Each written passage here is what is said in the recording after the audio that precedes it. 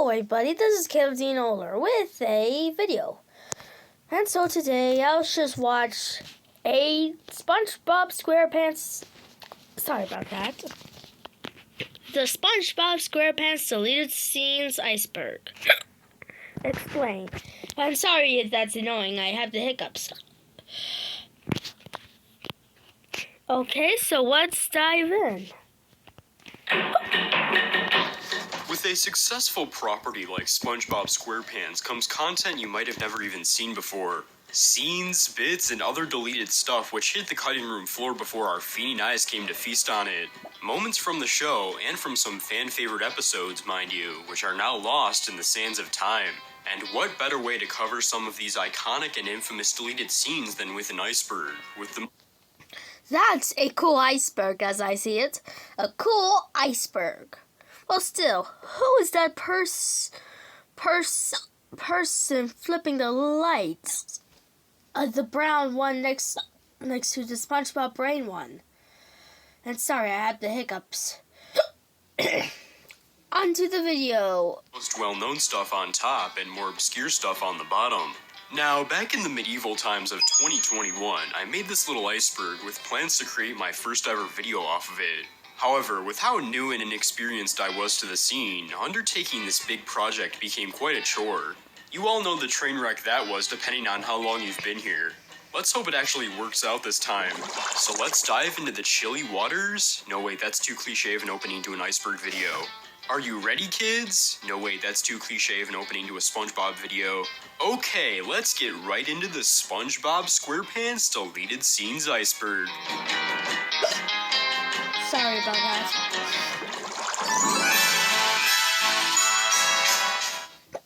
5 signs that your phone has been Sorry, hacked. I got Number one, a, does your battery ads. drain suspiciously Sorry if fast? this is too much.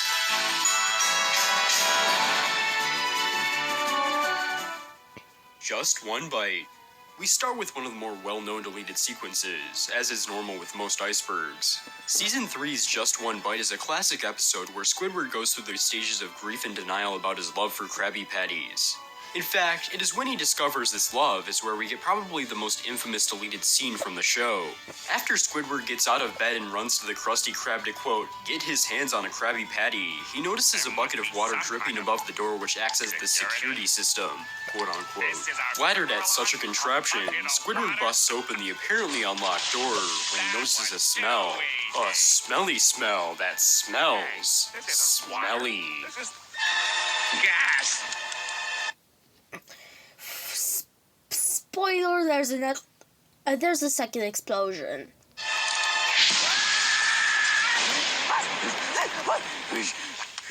After the initial explosion, another match drops, and Squidward anguishes in pain once again as the Krusty Krab goes up in even more flames. Of course, Squidward walks out of it just fine because this is a cartoon with no logic. This was the sequence that played from the episode's premiere in October 2001 all the way up until around January of next year, being replaced with a measly cut of Squiddy walking up to the Patty Vault for future airings, though the uncut version did remain on quite a few DVDs. At the time, no one was sure why the scene was cut, but people did start to speculate that it could have been to respect the victims of the September 11th Wait a minute, why would they use the Krusty Krab as the two twin towers? And why is there a tall building of the Krusty Krab? Maybe it's because of the one episode. Sorry, I have hiccups. Attacks, which happened less than a month before the episode premiered. No one knew the truth until current showrunner Vincent Waller spilled the beans on June 4th, 2018, telling a curious fan on Twitter that the real reason was Nick didn't want a scene that could encourage kids to play with gas and matches. Pretty anticlimactic, but okay. Is that a movie? How is that even possible? Just One Bite. Why would they make a episode called Just One Bite if there's a movie called Just One Bite, which is possibly a horror movie? Procrastination. From one famous deleted sequence to another, here's Season 2's Procrastination, an episode about the thing we're going to do on this script for about a month. This scene lasted quite a bit longer in Nickelodeon airings, from the premiere in 2001 to around mid-2005. And we got a doozy here, because this one is essentially 3 deleted scenes combined into one delicious minute. One delicious minute. I wonder what that tastes like, but I would give it a 7 out of 10. Long sequence, all taking place during SpongeBob's, procrastination. The first is when SpongeBob sees all his friends at the carnival outside his window, and a very suspicious moment with Patrick. Maybe Patrick is in love with Sandy. There is the episode where Patrick and SpongeBob become invisible and pretend to be ghosts, and in one scene, Sandy finds her house full of pictures of Patrick and Sandy. The second is someone dying. Oh yeah, that might be actually a really real accident that they just used as a deleted scene. Oh yeah. The third is SpongeBob doing what? Possibly that's possibly Pinocchio's nose. Whatever the hell this is. All of this replaced with the laziest cut I've ever seen with my 2 little eyes. The interesting part about these scenes is that they are present on pretty much every home media and streaming version of procrastination. Only in Nick Ehring's post 2005 is this sequence not present, and no one knows exactly why, though we can make some interesting guesses. But luckily for all you people wearing the "I really wish the deleted sequence from procrastination was present on TV again" button, you're in luck. On all Nicktoons airings after October 3rd, 2019, the uncut version is restored to its former glory. Still can't get that Patrick and Sandy scene out of my head though. I mean seriously, what even was the intent there? Deleted scenes in other countries. SpongeBob SquarePants is a pretty internationally recognized show, with versions airing in 24 languages. Bob Esponja. I tried to make a Spanish thing if that's Spanish. Bob Esponja. Bob Esponja. Is in 170 countries. With all these worldwide adaptations, it's no wonder that there's going to be changes made to the show, either to fit different cultural and social standards, or to comply with foreign television codes. Some interesting deleted or changed content from around the world includes the infamous Persian dub. I thought that purple dress in that episode in another country was fake, but now it's actually real. During Sandy Cheek's cleavage, the UK version's cutting something. That's the episode where SpongeBob and Squidward are fused together, and when Squidward wants to be fused together, everyone gets fused into him. And that's where he's in therapy, and there's a monstrosity on his other body. From nearly every episode for some reason, and who could forget the famously beloved lost dub, Albanian SpongeBob? In all seriousness, there's plenty of internationally cut scenes from country to country, so many in fact that you can make an entire iceberg out of those alone.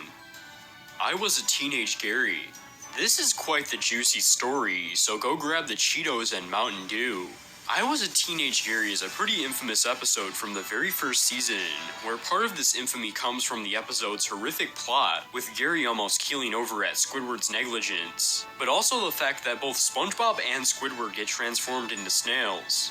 While SpongeBob's gruesome transformation remains in the episode, there were rumors for decades that Squidward's transformation was in the very first airing in October 1999 and cut afterwards. Purported evidence of this supposed sequence existing was the more rough wipe transition between Squidward getting injected with the snail plasma and the 3 snails on top of the dumpsters which magically appear behind their houses, instead of the bubble transitions that are commonplace. Rumors of a scene persisted throughout the 2000s and 2010s, with and that's fake because that one of the creators said that that's false. And sorry, that's a spoiler. Pointing to a Polish dub retaining the scene, but this was later confirmed false. It wasn't until June 12th, 2016 when we got a true answer, as YouTuber 90s Give Me Goosebumps uploaded a video of the original airing with no Squidward snail scene to be found, confirming it fake once and for all. Oh yeah, and for all you authority-challenging freaks out there who believe this is a cover-up created by Big Lost Media, Vincent Waller came in clutch once again to say that the scene wasn't in the storyboards. The Secret Box. This famous episode also kept viewers on edge for decades, as people speculated what really was that embarrassing picture of SpongeBob from the Christmas party inside Patrick's secret box. We don't know, but I believe that picture is a picture of SpongeBob hanging from a string connected to his leg with Christmas eggnog coming out of his nose while dressing up like Santa. The truth is that there are actually quite a few contenders out there. Some point to this pic of a fresh pair of ripped pants, which was shown in a sequence of embarrassing Christmas party photos in a Nick Holiday short from 2002. While this photo is in close proximity to the episode's air date, it really doesn't have anything to do with it directly and is more just an interesting headcanon if anything. This image of SpongeBob and Gary has also circulated around. Why would SpongeBob try to kiss Gary? Maybe they're gay? For a while, though its origins are from a piece of fan art, so it's unofficial. In fact, there's actually quite a few that claim to be the pic, but turn out to be not real. Another seems to come from a classy piece of literature, Lights, Camera, Action, a funny fill-ins book. This one is also captioned with SpongeBob at some sort of party, though this one's biggest weakness is that there are Valentine's Day decorations in the background. So it must be a Valentine's Day party accident. I honestly fell down an above-average-sized rabbit hole looking up these pictures, and I came to the grand conclusion of, who knows? SpongeBob movies. While SpongeBob SquarePants the show has a boatload of deleted bits, the 3 movies have just... Oh my holy, that's the most weirdest scene ever. It literally has Gary with a realistic human and SpongeBob riding on a type of creature. If this was in a SpongeBob movie, I would put my eyes in bleach. As much, if not more, way too many to explain here in this entry. Here are some highlights. In the first movie, after SpongeBob and Patrick get out of the Shell City gift shop, there was originally going to be a scene where they get spit out into a vast city. They would have encountered a real-life, government experiment gone wild version of Sandy, and run past humanized versions of themselves. We'll explain this one in a bit more detail later, but this one seemed to be cut quite early on. In Sponge Out of Water, there was a scene where Burger... Whoa. And so it was originally supposed to be Patchy, or maybe a pirate telling them the story at bedtime. Burger tells a story from his childhood to the seagulls, which was probably cut for time purposes. Oh yeah, and Slash makes a cameo appearance in one deleted scene. You can also find many of these on home media releases, creepy unfinished animation and... What the heck was that? Oh, but probably the most interesting example is the movie that went through development hell and back, Sponge on the Run. Not only were there loads of scenes cut, there were also entire stories. What's even that? A snail taxi? A kingdom of snails? A seahorse possibly have snail? And thousands of snails cars? And a snail kingdom? I just said snail possibly 20 times. I don't know. Story arcs that hit the cutting room floor. 3 plots were made for the movie. Is that a tiger, a dolphin, and possibly a werewolf right there? And is that 2 realistic people? That's the most craziest thing ever. Or is that fan-made? I don't know. Across its development, of which I will also discuss in further detail later. I think that blurred scene is a deleted one because I don't see that scene anywhere. Help Wanted 1997 pilot changes. Before SpongeBob premiered in May of 1999, the very first episode we know today as Help Wanted was simply just known as the pilot, back when the show was greenlit in 1997. But before even that, the show was known as SpongeBoy Ahoy, and they had to change it definitely not because there was a mop product. I've got to course correct from that reef blower video you see. Speaking of which, there were plenty of production materials made for the pilot still branded as SpongeBoy Ahoy. SpongeBoy Ahoy? That rhymes. Of it, it's ahoy. Which have made their way online, which includes storyboards, cells, and most mysterious of all, the audio track. In a 2006 interview with Tom Kenny, it was confirmed that the audio where the spongiest sponge to ever sponge was called SpongeBoy was recorded before the name change, and it has never been heard outside Nick's walls. I actually came across this interview while doing research back in 2021 and didn't think much of it, so take that one, LSSQ.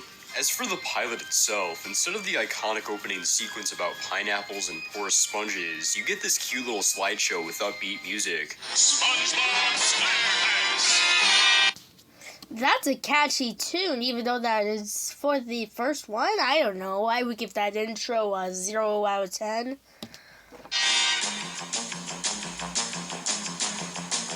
Otherwise, it's essentially the same episode as Help Wanted until the very end, where we get another cute drawing of SpongeBob with created by Steven Hillenburg embroidered at the top and bottom. Truly a legend gone too soon. Animation cells.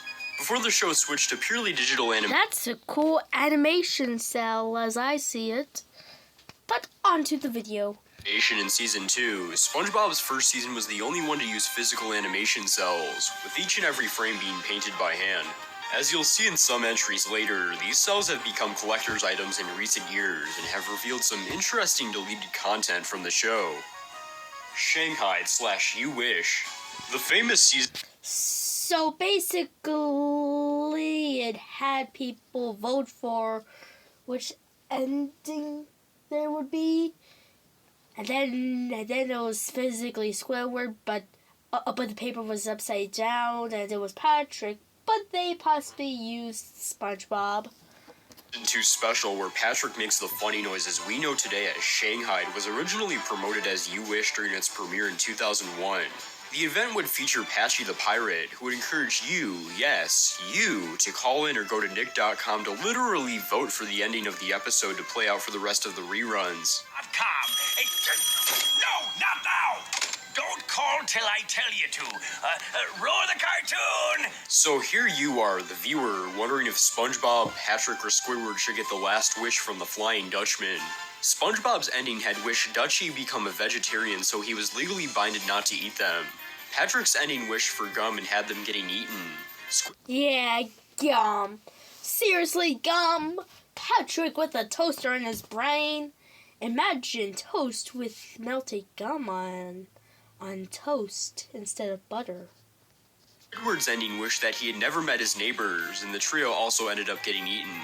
Of course, since SpongeBob's ending was the only one that actually made some logical sense and didn't end in a quick gag, he won out in the end, and all future airings would drop the other two endings and cut out all of the voting material. While all three endings can be found on a few home media releases, the wraparound Patchy segments for Patrick and Squidward's ending winning could not be found. It wasn't until September 2016 when Dark Lucario 3000 put up Patrick and Squidward's Patchy segments in Spanish.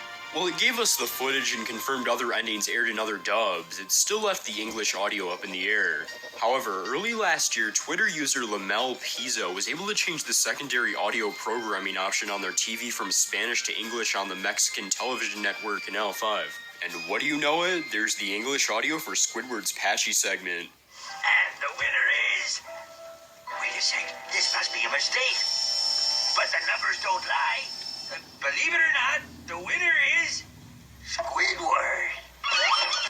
Yeah. Squidward won and hit his Mrs. Snail. Patrick's segment would quickly be apprehended as well. On November 8th, 2023, user Nautical Nonsense found a post-production copy of the episode featuring the segment. Well, the origins of this... He said Squidward, but it's actually Patrick. Copy are unknown. The important part is that all of these segments are now available for your viewing pleasure. See? It's the flag. Winner! DVD commentaries. Various SpongeBob SquarePants DVDs over the years have featured audio commentaries where crew members talk over specific episodes, giving their insider knowledge and banter. We'll encounter more examples of these later, but two examples I'll mention here are the Karate Chopper's commentary track referencing Sandy kicking a fish in the No-No Square, and the Something Smells commentary track mentioning a scene where Squidward was supposed to say, "Ugly and smelly, 2 for 1," when SpongeBob and Patrick ran off at the end. This one apparently wasn't needed due to the screen already fading to black. sorry about the Timo ad. I just have ads. Black. Now on to Tired 2, if that's the name. Let's see, Christmas food, Tailcar, Texas, Arc, pizza delivery. That's a lot, but who's that person flipping the switch on?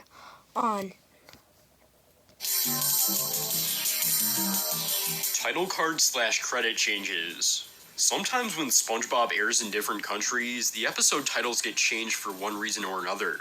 For example, SpongeBob SquarePants vs. The Big One airs in Poland, Serbia, Central and Eastern Europe, the UK, and Taiwan as SpongeBob SquarePants and the Big Wave, and The Secret of Kahuna Laguna in Latvia, Ukraine, Australia, and Germany.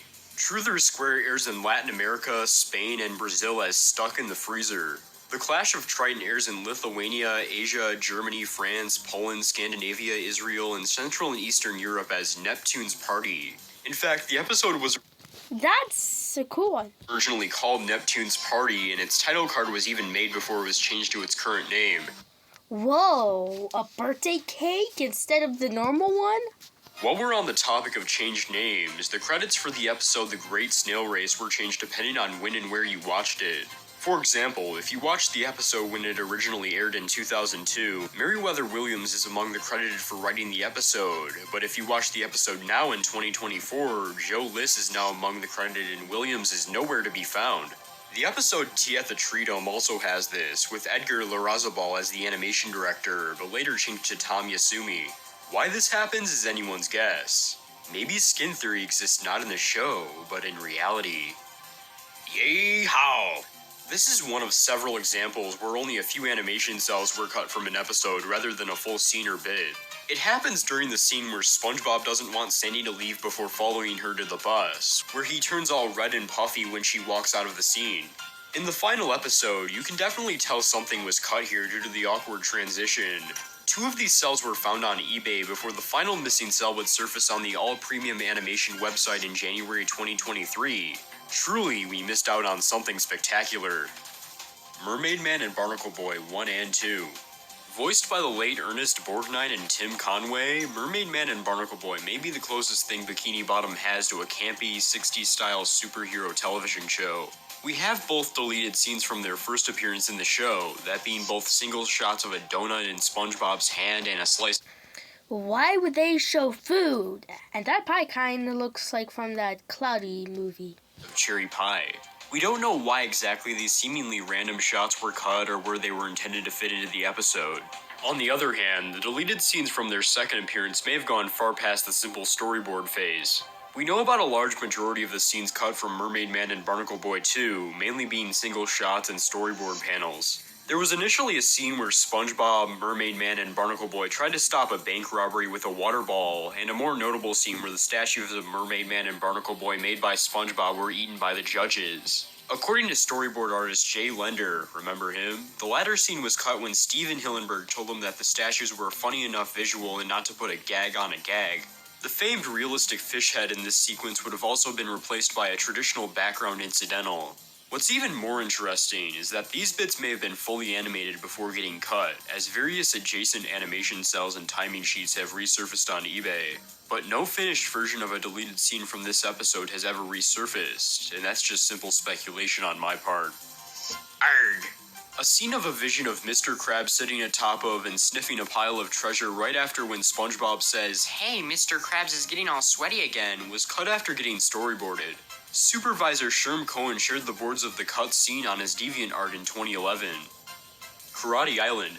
Pat Morita, the Japanese-American acting legend best known for his roles in The Karate Kid, MASH, and Happy Days, voiced Master Udon in the Season 4 episode Karate Island. It would, unfortunately, be his final television role. After recording his lines for the episode and before it aired in 2006, Morita just had to pull an epic prank bro and die from liver failure on November 24th, 2005, at his home in Las Vegas, Nevada. When the episode aired in May 2006, a card dedicating the episode to Marita was displayed after the final scene. The episode aired again as part of the Best Day Ever marathon 6 months later with the dedication card intact, but after this, the card was removed from future airings and streaming releases of the episode in America. It can still be seen in international airings and various DVD releases. Graveyard Shift Floorboard Harry. Floorboard Harry? So that was the creature instead of Nosferatu. Do you remember in the Graveyard Shift when the hash-slinging slasher was revealed to be this absolute Chad looking for a job at the Krusty Krab, and Squidward wondered who was flickering the lights and it was revealed to be this guy? According to the absolute legend Jay Lender, this was originally going to be a different character named Floorboard Harry. He was referenced in a scene earlier in the episode that ended up getting cut where SpongeBob is trying out different things he can do in the Krusty Krab at night, and he rips up a section of the floor and goes, "I'm delivering the mail to Floorboard Harry." A hand then appears under the ripped floorboard and grabs the mail. Nosferatu ended up being used in the final episode because it was funnier. I don't know though, if you were to ask me, I think it would be a toss-up between the floor literally coming to life and some obscure silent film character. That's the most possibly scariest Nosferatu animated smile. The storyboard Harry can still be seen in the Nautical Nonsense and Sponge Buddies DVD, which features the episode. Pizza Delivery. Another example of only single frames being cut from an episode. In this case, it's a shot of the Krusty Krab clock as well as the Erie's open and close sign. Again, we don't know why these shots were cut, but it's unlikely they would have affected the episode in any meaningful way. The Snowball Effect, Snow Dungeon. When Squidward was creating his snow fort to fend off SpongeBob and Patrick's snowballs, I think he went a little too far in making himself at home in the fort, because a cut shot showed that there's no sugarcoating this snow-covered carnage that What the heck is that? Is that a guillotine? Guillotine? was supposed to take place. Heads of snowmen are scattered about with varied levels of torture and beheading shown to have taken place. As to hammer home the shot's real meaning, the storyboard panel shows Squidward clearly saying, "I'll bring them to my snow dungeon and extract their valuable secrets." Former supervising director Adam Pallone was the one who released this onto the world on Twitter, so you can thank him for exposing the war crimes that take place within the SpongeBob universe. Dying for Pie. The open heart surgery gag in the finished episode, as strange as it was originally a bit more drawn out. Originally, Squidward asks SpongeBob, "Are you sure you should be poking it like that?" And he responds, "Who's the doctor here, me or you?" With blood SpongeBob's easily the doctor, right? spraying out of Squidward's heart until SpongeBob plugs it. The storyboard also shows that the two stopping by a fish working on a computer during the greeting sequence. The two leave before the fish gets a chance to look. Life of Crime. I think this may be the closest SpongeBob has ever gotten to a gag reminiscent of a Family Guy cutaway. It's a scene where SpongeBob and Patrick imagine all the fun they could have had with a balloon, only to have it pop later without any intervention. The storyboards of the gag can be found today, and personally I think the episode benefited better from the gag being shelved due to the comedic timing. Jellyfish Hunter. When Mr. Was that a picture of Peter? Krabs is pleading to SpongeBob to get more jellyfish from the field, there was meant to be more grotesque close-ups of him shown. Oh my god, that's horrible. A storyboard panel of these cut close-ups can be found today, and I think it's better that these were cut since it would have dragged the scene, and besides, why do we need more grotesque crab close-ups when we got this beauty already? Truly nothing is going to top that. Thank gosh it's Monday. Sponge Out of Water was the second and most divisive of the three SpongeBob films. Personally speaking, I think it's a decently fun movie that may have been spoiled by the fact that the trailer blatantly gave away the main gimmick of the movie. But with all the mayo bombs, talking dolphins, and teamwork that's present in the film, I guess they couldn't make room for one more song. Thank Gosh It's Monday was intended to be the intro sequence of the film, with SpongeBob getting out of bed and singing a sweet little tune about how his views and beliefs don't align with that of the famed orange cat Garfield. Unfortunately, it was cut very late into the editing stage, likely due to time constraints. Luckily, their work did not go to waste, as various versions were used as an advertisement for the film. The most notable of these was a version used for the Day of Positivity on January 5th, 2015 that was eventually uploaded to Paramount's UK YouTube channel. The full sequence was eventually made available on the Blu-ray release of the film and can be found online. Thank gosh, because I don't know what we would do otherwise. Oh, so that was the blurred out scene we saw earlier. Breath of Fresh Squidward. This is a unique occasion when it comes to SpongeBob deleted scenes, where every so often an early animatic gets released and exposes the early secrets of some episodes. This is evident in Breath of Fresh Squidward when its animatic saw an official release on the Bikini Bottom Adventures DVD. It contained numerous cut scenes. SpongeBob refers to Squidward as our best friend Squidward after he and Patrick sneak into his house every morning. Mr. Krabs also has a cut line where he says, "Did someone say free in my restaurant?" And finally, my personal favorite, SpongeBob states, "What are you gonna do? Cry, Mr. Squidward Tentacles? Or should I say, Squid Jerk Losercles?" to him before he gets electrocuted. Call me the mysterious Mr. Enter, but I think we got a case of Squidward torture porn on our hands. What an animated atrocity. Pre-hibernation week. This is an episode where all its extreme sandboarding, extreme American Gladiator-esque ear cleaner fights, and extreme heavy metal madness by Pantera was planned from the first draft. Snowman, why? Well, aside from two scenes that the commentary on the Season 2 DVD made light of, like Sandy originally making the girl power symbol with the leaves instead of Texas, and an alternate scene where SpongeBob sees Sandy begin her hibernation and he would have said, "Why I oughta," instead of laughing at her. This is the episode where we had to do something with Sandy. I think it was our first Sandy one. I think originally in the board you drew it, she drew like a big female symbol, like for girl power. It got changed to Texas because she's from Texas. And you also drew like a little soft shoe routine that she danced on those leaves too, but I think just time-wise it had to get cut out. No visuals from either of these scenes can be Still, that sound, and I mean recording is kind of that. found today, unfortunately. Krusty Krab training video. Remember the I Was a Teenage Gary deleted scene that didn't end up doing us a favor by existing? Season 3's Krusty Krab training video, my personal favorite episode of the show, had a similar situation. While the episode aired in May 2002 and has remained the same in every airing since, people online started claiming that the original airing had the Krabby Patty secret formula being revealed at the end of the episode, but was cut off after that. This circulated for 16 years until 2018, when it was debunked in a similar fashion to Teenage Gary. YouTube user CDCB2 uploaded the original airing of the episode, and it ended in the same way every other airing did. Are you sure? Okay, the secret formula is I'm Patsy the Pirate. By the way, the secret formula is just a marketing ploy by Mr. Krabs, right up there with McDonald's Monopoly and the songs in Burger King commercials. Suds. Behold! What was even with that Whopper commercial and fries? Another example of only single shots being shelved. This time being singular cells of Dr. Patrick carrying a briefcase and a close-up of one of the plugs Patrick uses in his pursuit of medical malpractice. The latter of those found its way to the public through the ill-fated SpongeBob SquarePants trading card game in a prompt card titled Plugged Up. Grandma's Kisses. Another example featuring an episode animatic. But when it comes to Grandma's Kisses, an episode where SpongeBob and Patrick become Sigma males, there isn't really much to point out. The sideburns SpongeBob and Patrick don before heading to Grandma's house originally being mustaches, and a shot of the two eating cookies at the end are the only real differences. Honestly, an underrated episode that I totally recommend. Christmas Who.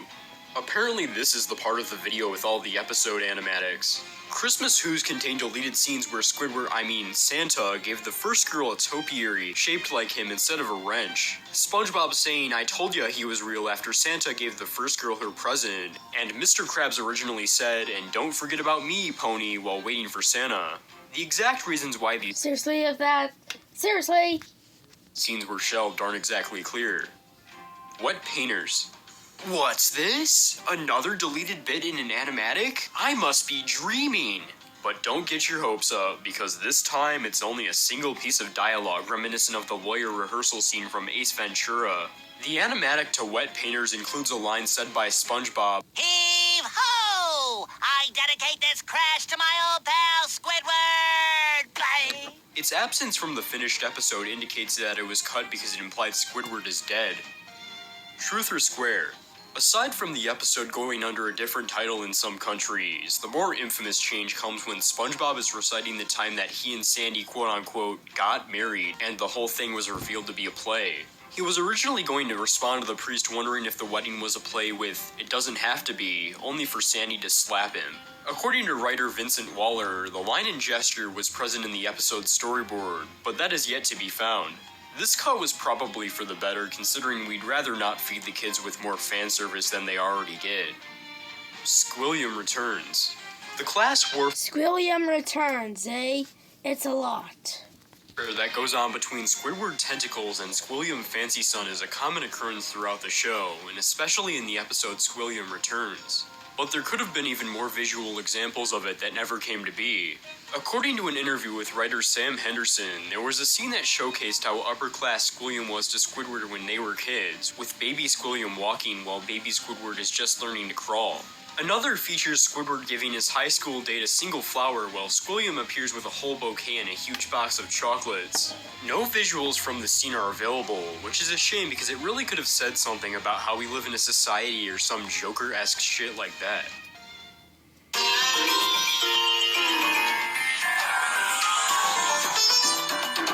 So we're at tier 3, eh?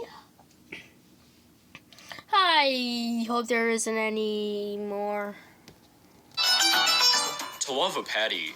Regarded as a simply unpopular or bad episode of the show, To Love a Patty is an episode where SpongeBob gets freaky with a Krabby Patty. You just have to see it to believe it. But it could have gotten potentially even more uncomfortable to the viewers at home if not for some changes made. During the song I Can't Keep My Eyes Off You, Patty was originally shown being partially eaten and smelly before falling into the water. After the song, it was going to transition to a scene of SpongeBob in his underwear and in bed with Patty, but this was toned down into a more family-friendly outdoor picnic. Finally, when SpongeBob takes Patty to the Krusty Krab for a date, he was originally wearing both the wig and suit from the chaperone, but the wig was completely removed and the suit colors changed in the final version of the episode. Storyboards of the original do exist, however. This is truly one of the episodes ever created. SpongeBob Invader Pants / Krabs' Army. The idea of a lost episode of SpongeBob existing has been a major subject of discussion ever since the show's initial burst of popularity. Even the showrunners have referenced the notion by marketing the Sponge Who Could Fly as a quote-unquote lost episode that Patchy the Pirate has to find, only for it to be a bunch of cheap walk cycles.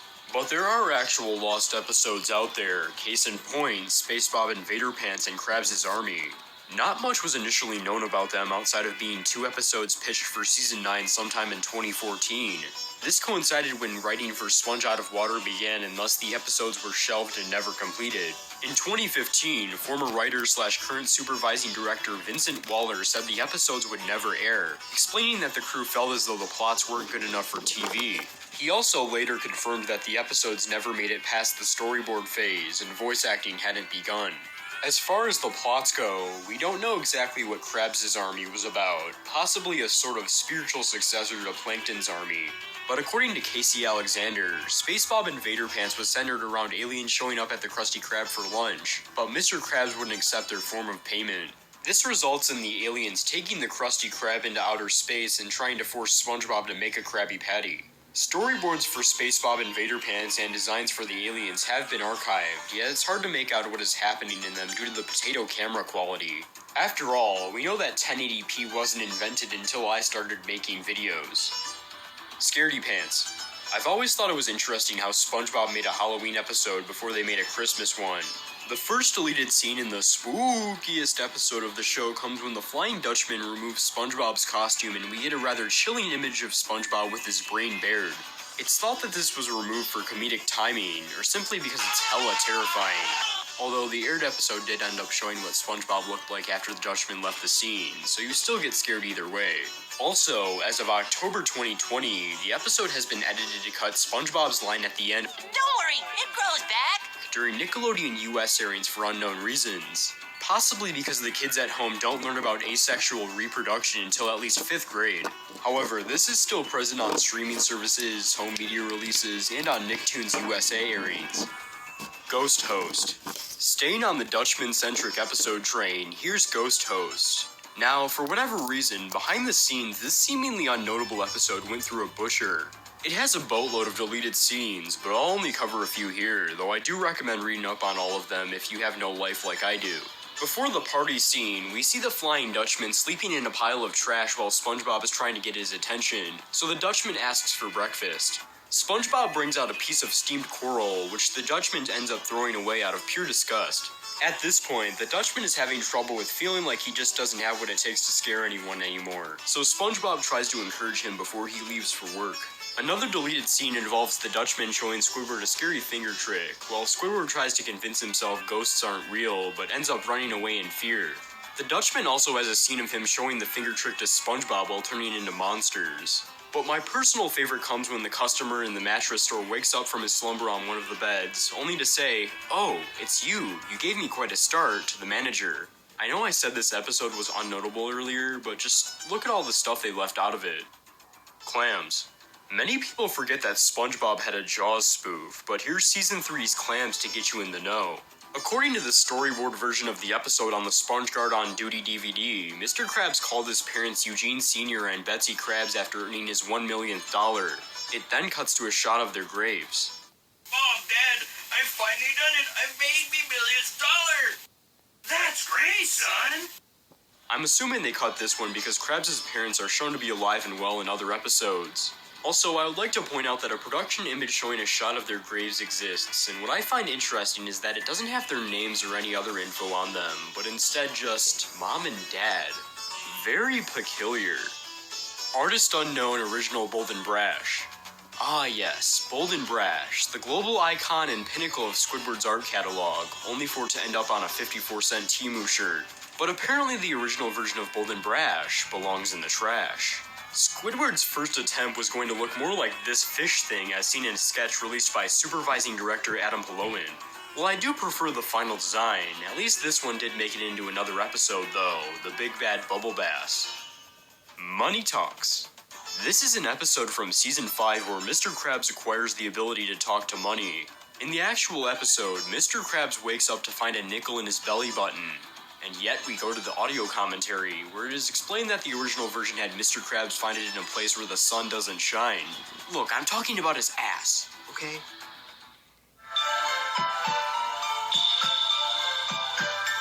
Plankton. This is one of those episodes that you would think people would talk about more due to its importance in defining one of the main characters of the show. But maybe if the scene I want to talk about were to appear, then this wouldn't be the case.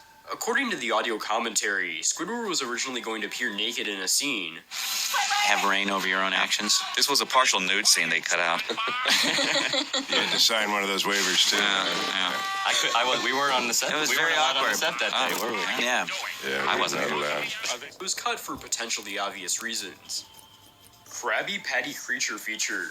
Contrary to popular belief, there are other episodes of SpongeBob past Season 5. Case in point, Season 11's Krabby Patty Creature feature. In the release storyboards, we can find some changes, such as the secret patties being purple instead of orange. But the secret patties were going to be blue, then changed to purple in the animatic, then finally settling on orange. I know, it's confusing. In a scene where SpongeBob screams and exposes his heart, there is no blood that appears in the actual episode, but it does appear on the aforementioned storyboard. You can find this all on one 10-minute video featuring the roughest of rough storyboards. Cuddle E Hugs. In this other Season 11 episode that I actually remember first airing, the Krusty Krab was initially shown as being closed, and live-action sea bunnies sort of just hung out near the aged patty. These deleted bits can also be found on a rough storyboard of the episode. May Neptune shine brightly on the giant hamster. The SpongeBob SquarePants movie Above Land deleted scene. I mentioned this one a bit earlier, but here's a full description. In the first SpongeBob SquarePants movie, there's an absolutely horrid deleted scene featuring SpongeBob and Patrick on dry land meeting Sandy Cheeks, yet they are mortified by her terrestrial appearance, causing Patrick to puke. Later on, Sandy is followed by a group of black-suited exterminators while telling the duo that they are buses from Shell City back to Bikini Bottom. I wonder why. Maybe it's because that the realistic Sandy Cheeks works for humans. After these sequences, the pair would have to walk past the human versions of themselves and Squidward. It's a strange sequence that probably was better off getting absolutely decimated after the rough storyboarding process. Roller Cowards.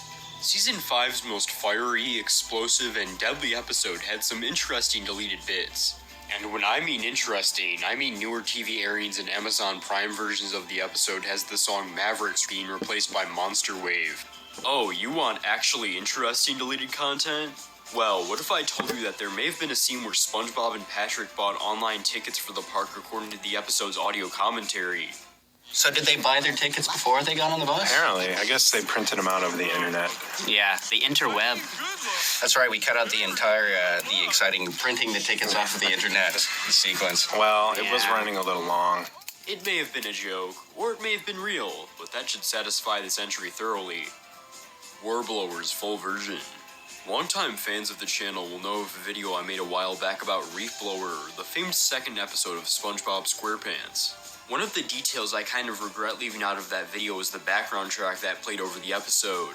Warbblowers is a piece of production music made by the Blue Hawaiians for the show, and it has been featured in many episodes, Reef Blower of course being the most notable one. But for the longest time we only had a short snippet of the song, as only the beginning half would be featured. It also never appeared on any soundtrack releases.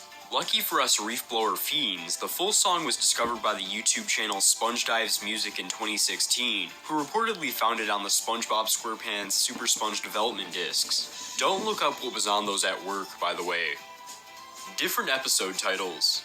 Throughout the show's run, episodes have been renamed either due to the creators not liking it or it being seen as inappropriate. There are many examples of this happening, so I'll only name a few.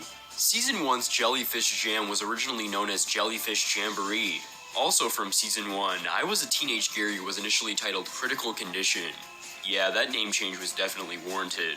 Lastly, according to the audio commentary for Survival of the Idiots, it was originally going to be called Survival of the Morons. There's plenty more of these, and that's not to mention the loads of different titles that exist in different regions of the world. Someone's in the Kitchen with Sandy. If you liked to love a patty, then you'll absolutely love Someone's in the Kitchen with Sandy. It is truly an episode of SpongeBob's 7th season that centered on Plankton disguising himself as Sandy in order to try and nab the Krabby Patty formula. According to storyboards, Sandy was originally going to appear fully naked, but with a disturbing appearance. Other than Sandy's design changes, other changes can be seen between the storyboards and the final episode, like the real Sandy covering herself with a traffic cone and causing several boating fatalities, or Sandy finding a clothing store and getting asked to leave because of the no clothes, no service rule. And breaking news, a Sasquatch has been found in Bikini Bottom, but in reality it's just a naked Sandy hiding in an alley. Credits changes. For whatever reason, SpongeBob can't decide who exactly works on any given episode. This results in the credits getting changed aplenty, whether someone was intended to have a role that got cut out or a simple mistake was made. One example is in the episode Mermaid Man and Barnacle Boy 3, where Man Ray was supposed to be voiced by Gary Siner, but ended up being replaced by John Rhys Davies. But Gary was credited for the role, leaving it open to speculation as to why it wasn't changed before the episode aired in September 2001. Truly the most tragic event that unfolded at that time. The SpongeBob movie Sponge on the Run original premise. The SpongeBob movie Sponge on the Run is the third in what many would consider to be the worst film in the SpongeBob SquarePants franchise. The movie's plot focused on Gary being snail-napped by King Poseidon and taken to the lost Atlantic. I'm sorry that I haven't talked in a while. It's just that I tried to be quiet and that way you can hear it, but still, I'll keep talking. City, with SpongeBob and Patrick teaming up in order to rescue him. But the movie's mediocre reviews may have been a result of its rough development, as that plot description was certainly not the first plan for the film. The movie was initially pitched as a hybrid of live action and animation, and Gary would have been kidnapped by King Neptune and taken to Atlantis to be cloned. Paramount Pictures didn't like this pitch though, as they thought that the movie wouldn't sell well due to the Atlantis setting. I guess people don't like mysterious undersea cities according to them. It was after this point that the movie took a more science fiction / space opera approach, with King Neptune being substituted for these weird space cat creatures. Nicolas Cage would have also bid for the US presidential election. No, I am not joking, that was one of 2 subplots planned for this version. I could go on and on all day about the early versions of this film. It's certainly deserving to go on the video ideas sheet, but they were completely shelved and the movie would go on to commit the terrible crime of being painfully average. Okay, we're on tier 4. Let's see, original pitch Bible Bus, Duchess and Jack, Mrs. Bob's Dead, Atlantis, Parents. Yeah, it's all there. And I think there's one more, possibly. I don't know, we're in 40 minutes and 30 seconds, even though that it's 49 minutes and, possibly 51 seconds, possibly. I don't know. Let's just get back to the video. Original Pitch Bible stories. Pitch Bibles are documents used by screenwriters for reference, which details information on characters, settings, episodes, and other elements of either a show or a movie. For SpongeBob, a total of 3 Pitch Bibles were made between 1996 and 1997 to give an outline of the show on paper, with characters, descriptions, and characters with descriptions. The first one was created in 1996 when the main character still went by the name of SpongeBob.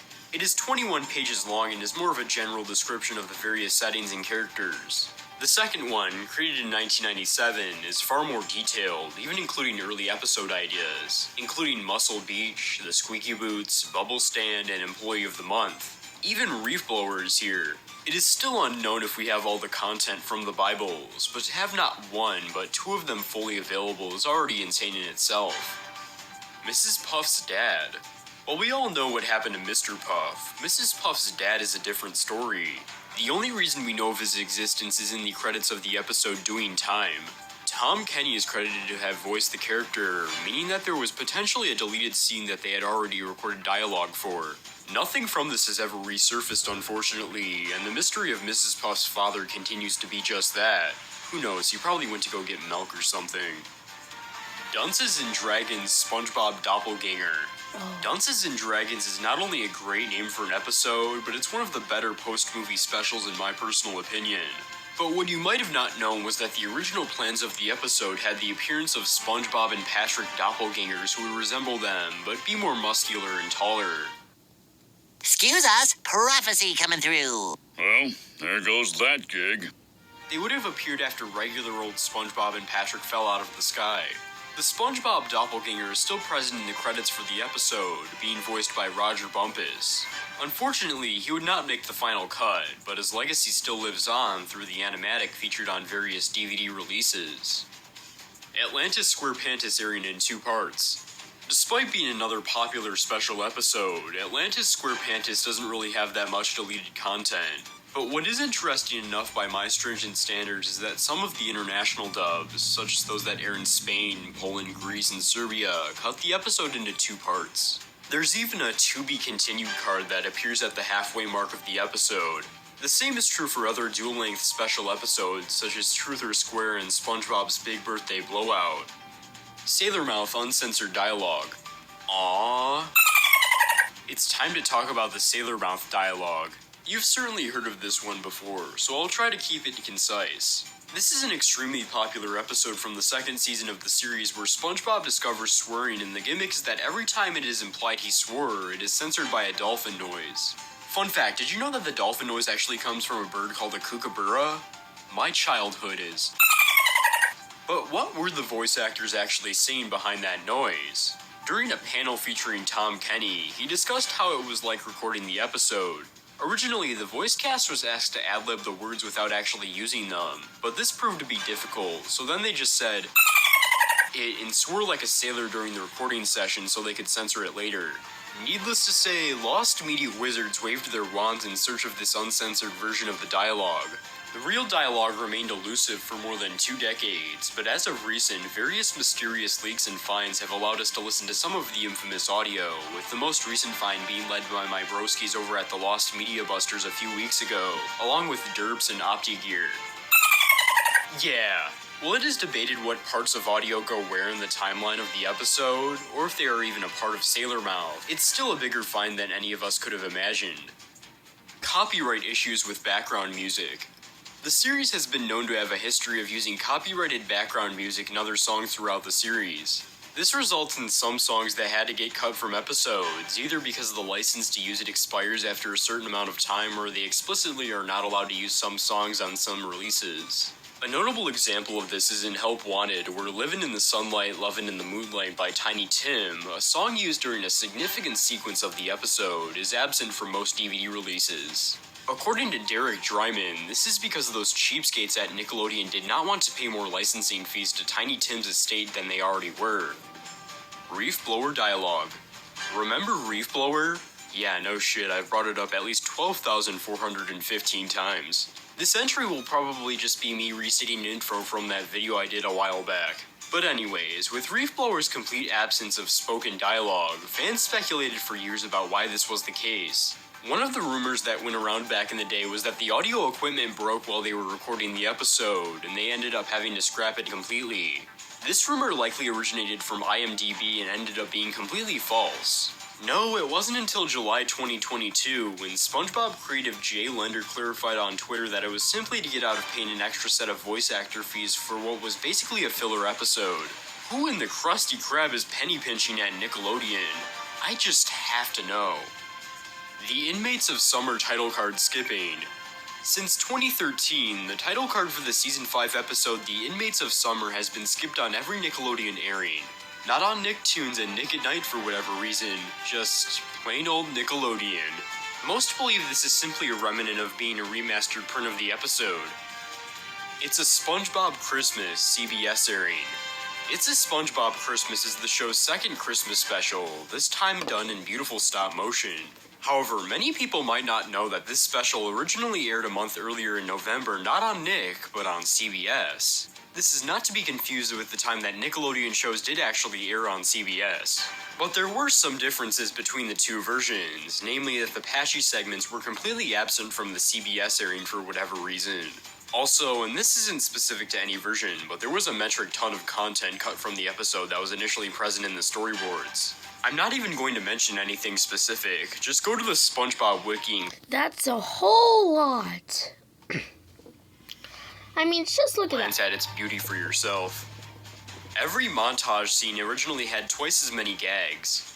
Earlier, I talked about Squilliam Returns and its deleted content, but I deliberately did not mention how we learned of it in the first place. In late 2003 or early 2004, a guy who goes by PC Bob gave an interview to SpongeBob writer Sam Henderson for his fan site. This site then proceeded to close down, and now a transcript is available on the SpongeBob Mania forums. After being asked about scenes that didn't make the cut and mentioning Squilliam Returns, he makes a one-off comment about every montage scene in the show originally having twice as many gags. This opens up a whole other can of worms by implying that many unseen gags were made, but are not available for public consumption. In Spongiac original premise. In Spongiac was a strange episode that aired in the midst of SpongeBob's Dark Age, which is probably why you don't remember it despite its trippy and unique dream sequences. While the aired episode followed the plot of SpongeBob having difficulty sleeping and asking Patrick for help, the description given at Comic-Con 2011 stated that instead we would have followed Mr. Krabs having a nightmare about turning into a mustard dispenser. The episode was originally planned to air in January of 2012, but due to plot changes was pushed back to April of that year. The original plot was even listed on Nickelodeon's website for a while before its premiere. Although, looking at the SpongeBob wiki, it is stated that this description may have been a misinterpretation or miscommunication by the staff or Comic-Con themselves. After all, storyboards released shortly after have SpongeBob in the dream sequence, and the final episode starts with Mr. Krabs getting angry at SpongeBob for using too much mustard.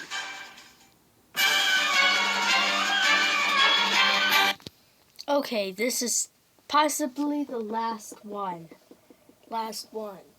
Some of the pictures possibly scared me, but still it's a lot. Okay, this is possibly the last one. Let's see. Yep, it's all there. Different quote-unquote character drawings. It's here where we get into the part of the video that's supposed to be really dark and scary, so now I'll proceed to talk about naked SpongeBob characters. It turns out animation is a very boring and tedious process, and thus the SpongeBob crew needs to find various ways to blow off some steam. One way of doing this is by drawing... Okay, hold on.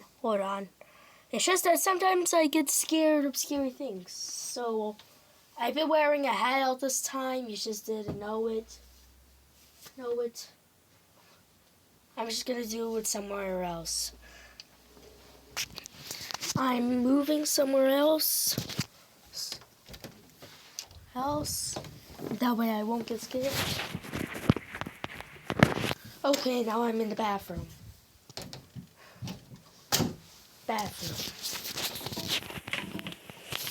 Some, let's just say, different versions of characters. We knew about this before, with some creatives stating that they would make inappropriate drawings of the cast and tape them to the back of the door so that when it was opened, they would not be plainly visible.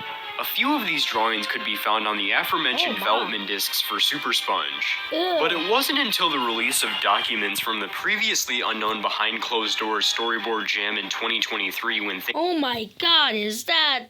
Ugh. Things came full circle. This was a booklet featuring all of the horrid, jarring, and frankly disturbing drawings made by the crew over time, gathered together in one package that is guaranteed to shiver your timbers. We won't ever look at Mr. Krabs saying, "and time for the chaser," the same way ever again. I Was a Teenage Gary deleted scene is real. Really? Oh, you thought I was talking about that deleted scene. Oh, no. There is an actual deleted scene from I Was a Teenage Gary, albeit it is very unnotable. In every US airing of the episode on Nickelodeon and Nicktoons after October 2020, Squidward is shown meowing alongside the other snail-morphed characters as usual. Except, the last meow gets cut off at the end because the cheapskates at Nickelodeon will do anything for more commercial time. So now I guess you can say that the Squidward snail-deleted scene in I Was a Teenage Gary is real and not be lying. I guess that's pretty neat. The SpongeBob crew is faking deleted scenes. This entry is relatively self-explanatory and presents the conspiracy that the SpongeBob crew is faking deleted scenes for clout or something dumb like that. I don't see why this would be the case, and if I made this iceberg today, this certainly wouldn't be an entry on here. But alas, I was just a stupid kid who stuck crayons up his nose 3 years ago, so this... And if you heard that, I was just turning on the water. See? Stain shall remain. Cancelled SpongeBob SquarePants and the Loud House crossover. Being two of Nick's most popular Nicktoons. Okay, hold on. I'm sorry that I did it again. And I just gotta do something.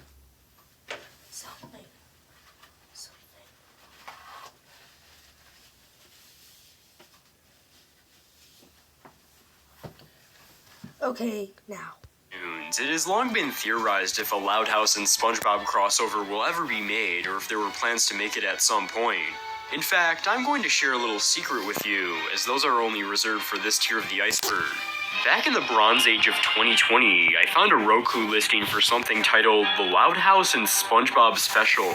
Being a complete imbecile child, I assumed this was some lost crossover no one had ever seen, took a picture of it, and posted it onto r/SpongeBob. I've since deleted that post out of embarrassment, but here's the picture of that listing. Looking back on it now, it's probably just some weird promotional thing that Roku misconstrued as an actual episode or a strange mistranslation. After all, who in their right mind says SpongeBob's name as just Bob? Here we are several years later and I still have no clue what to make of it. SpongeBob Hemp Pants. Getting out of stuff that doesn't make sense, here we have SpongeBob Hemp Pants. I know some of you in the audience were just smirking with excitement once I said that name. It was a parody of the popular series that was produced for VH1's Illustrated, a sketch comedy show most known for their spoofs of popular 2000 celebrities. I actually covered it in my first 25 Random Pieces of Lost Media video a while back. The show chronicles the adventures of SpongeBob, Hashbrick, Spliffword, and Mr. Crack, who are all parodies of pre-established characters modeled after illicit substances. They go on stoner-sized adventures in their city, with SpongeBob and Hashbrick specifically shown to hang out in their small dormitory. Better? Are you thinking what I'm thinking? I think I am. Then I'll just roll up a big fat... oh What's wrong, SpongeBob? But what does this have to do with SpongeBob's deleted content? Let's just say Nick did not approve of SpongeBob and its inappropriate zeal, and thus it was cut out of Illustrated and replaced with a different sketch. How is that even possible? And plus, all of these episodes. All 3 episodes did make their way online back in 2010, giving people core edgy childhood memories that they look fondly upon a decade later. The Intertitle Zone deleted content. This is an entry not about some 1970s rock band, but instead a comic book created by Steven Hillenburg in 1989, 10 years before his show SpongeBob SquarePants premiered. Its intention was to teach young audiences about marine biology, of which Hillenburg was majoring in during his time at Humboldt State University. Unbeknownst to anyone at the time, one of the comic's main characters, Bob the Sponge, would become the first iteration of the greatest character ever invented. While the Intertitle Zone had been known for many years, this entry is mostly referring to the fact that only brief snippets of the full book have been shown in spite of its historical significance. This was until just recently in April 2024, when artist Chris McCord had gotten a copy of the book for his birthday and released the full thing onto the Internet Archive. As for actual cut content, it is simply not known if the Intertitle Zone contains any. Destroyed SpongeBob episodes. Destroyed SpongeBob episodes, but why? Again, an entry I probably wouldn't have included if this iceberg were to be made today. There really aren't any destroyed SpongeBob episodes, but there are 2 episodes that were deliberately removed from the show's rotation by Nick. Season 3's Midlife Crustacean was infamously removed from broadcast in early 2021 due to the whole panty raid scene. A panty raid? Ugh, imagine if 2 parents only saw that episode and not the whole SpongeBob episode and thought that that's what SpongeBob always do. Where Mr. Krabs steals his mother's underwear. How inappropriate and disgusting. Truly, this episode deserves to be buried away in a vault never to be seen again. If you want an episode that was pulled due to poor timing, look no further than Quarantine Crab. If you couldn't already tell by the title, this one was pulled due to the COVID-19 pandemic, being set to premiere in 2020 with a plot about how the Krusty Krab was being quarantined due to the clam flu. Yeah, I think that one was a little too on the nose. It didn't end up premiering in the US until 2022.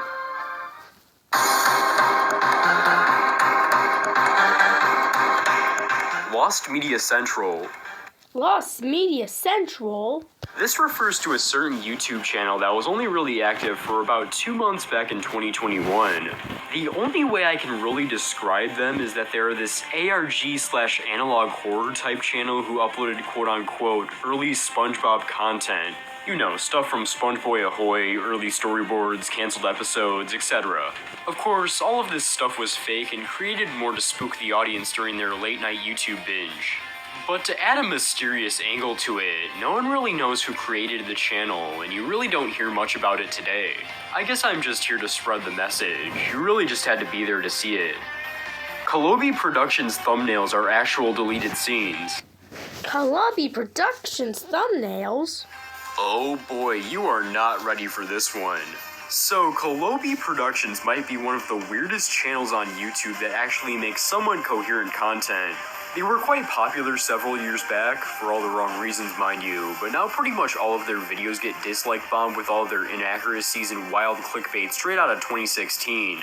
But their infamy coincides with that of the famous Yellow Sponge. He's made several videos on SpongeBob's deleted scenes and animation errors, usually with some wild thumbnails to go along with it. Like this one right here where SpongeBob is holding a Bang Bang device. Or this one where Plankton has 2 eyes. Or this one where Squidward's house is badly photoshopped out of the image. Needless to say, none of these are actually real, but I recommend you go explore the channel for yourself. It's simply insane shit. Customize and save with Liberty Mutual. You know that balloon commercial where he has his balloon popped is actually possibly the Sonic 1993 balloon incident on Macy's Thanksgiving. Simply insane shit. Oh yeah, Mr. Krabs deleted content. So, remember Oh yeah, Mr. Krabs? Oh yeah, Mr. Krabs. That iconic little video may have unlocked some deep dark childhood memories. While there's not any deleted content that we know of, there is actually an interesting conundrum with the original video. If you were to look up "Oh Yeah, Mr. Krabs" on YouTube right now, the video that comes up is one from 7 years ago that stands at 1 million views. Many would assume by the title that this is the original, but the meme has actually existed for far longer. The original video, in fact, is titled Multimedia Message Mr. Krabs.3GP, which currently stands at a measly 164,000 views and was uploaded all the way back on May 4th, 2007. It's likely that this video wasn't created as a meme, but instead to test a dead file format used on mobile phones of the era. And that's what makes these 5 seconds so beautiful to me. That right there is the SpongeBob SquarePants Deleted Scenes Iceberg Explained. It's crazy to think that I technically started production on this video more than 3 years ago at this point. This was one of the first videos I ended up trying to make for the channel, and being a kid who barely knew anything about YouTube, it was hard to tackle all on its own. But time and time again, I kept coming back to it, sometimes failing, but still chipping away at parts of the iceberg, until finally getting it done. I guess it's just another feather in the old cap at this point. I know it's not very clear, but a lot of people did actually help me in writing parts of this video, since this was initially planned to be a collab. So special thanks to ComedyFan74, Kai, UltraChrist, and Seeker of the Lost for the assistance. I'm truly grateful, but also I'm very tired. That's about all I have to say. This has been Bray Bray. Thanks for watching. Like, subscribe, and remember that Buff Yoshi is forever supreme.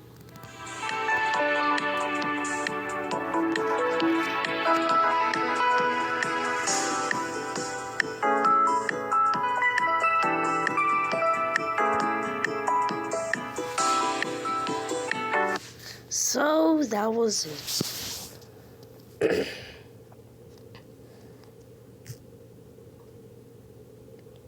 That was all of it. So now I'll just end it all.